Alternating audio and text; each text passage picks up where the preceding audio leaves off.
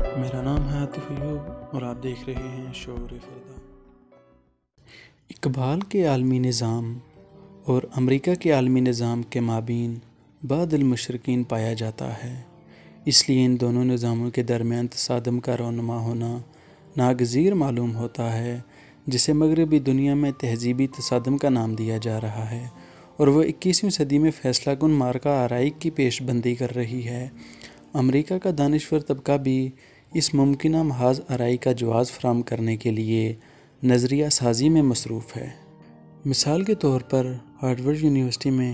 علم سیاسیات کے پروفیسر نے سلامتی کا بدلتا ہوا ماحول اور امریکہ کے قومی مفادات کے عنوان سے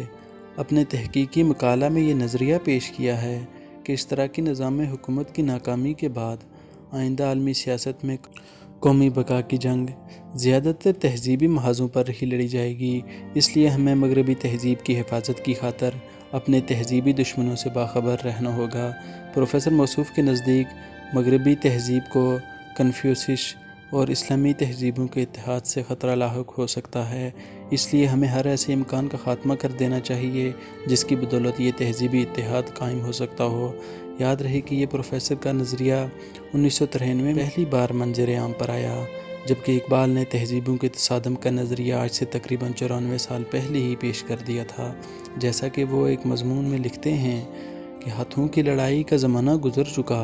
اب دماغوں، تہذیبوں اور تمدنوں کی ہنگامہ آرائیوں کا وقت ہے، اور یہ جنگ ایسی جنگ ہے جس کے زخم رسیدہ زنگاری اور کافوری مرہم سے ہرگز اچھے نہیں ہو سکتے۔ واقعہ یہ ہے کہ اقبال کو اپنے قیام یورپ کے دوران ہی میں احساس ہو گیا تھا کہ اس وقت دنیا کو ایک نئے عالمی نظام کی اشد ضرورت ہے، کیونکہ یورپ کا موجودہ نظام تمدن اور سیاست، جس میں لادین وطن پرستی، معیشت میں سرمایہ داری، معاشرت میں مرد و زن کی مساوات مطلق اور مذہب میں ذاتی اختیار کی آزادی جیسے مہلک تصورات پر مشتمل ہے، نہ صرف عالمی نظام بننے کی صلاحیت سے محروم ہے بلکہ وہ بنی نوع انسان کے موجودہ مسائل اور مشکلات کا واحد ذمہ دار بھی ہے۔ اس لیے اقبال یورپ کے نظام حیات کو بدل کر اس کی جگہ دنیا میں ایک نئے منصفانہ عالمی نظام کو نافذ کرنے کے آرزومند تھے۔ اقبال کی اس آرزومندی کا ابتدائی خاکہ بانگ درا کی ایک غزل، یاد رہے کہ اس دور میں اقبال یورپ میں قیام پذیر تھے، تو اس دوران بانگ درا میں ان کی ایک غزل میں صاف طور پر دیکھا جا سکتا ہے، جس میں ایک طرف مغربی نظام حیات کے مرنے کی نوید بھی ہے اور دوسری طرف ایک نئے عالمی نظام کے ظہور میں آنے کی امید بھی۔ اس لیے اقبال اس غزل کو بجا طور پر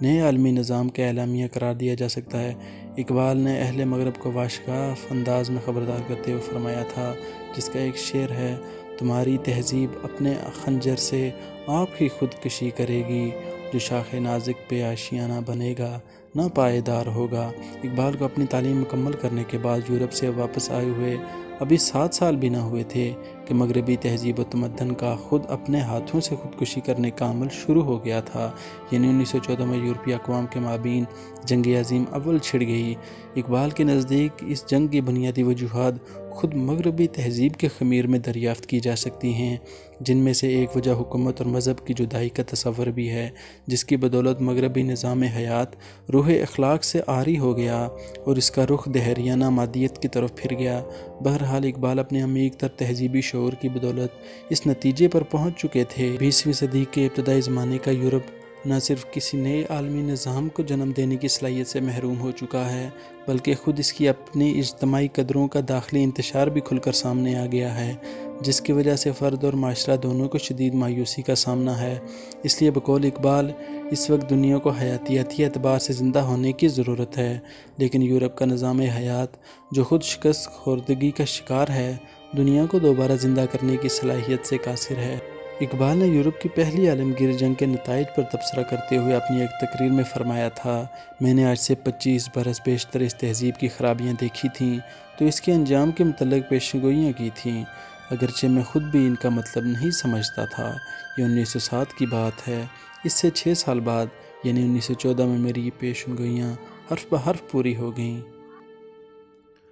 ناظرین، اس ویڈیو میں ہم نے علامہ اقبال کی عالمی نظام کے متعلق ان کی فکر کو پیش کیا کہ اقبال عالمی صورتحال کو کس انداز سے دیکھتے تھے اور کس طرح موجودہ دور میں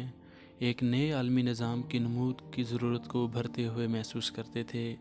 اقبال کی عالمی نظام کے متعلق ان کی فکر کے مزید خدوخال ہم آنے والی ویڈیوز میں واضح کریں گے۔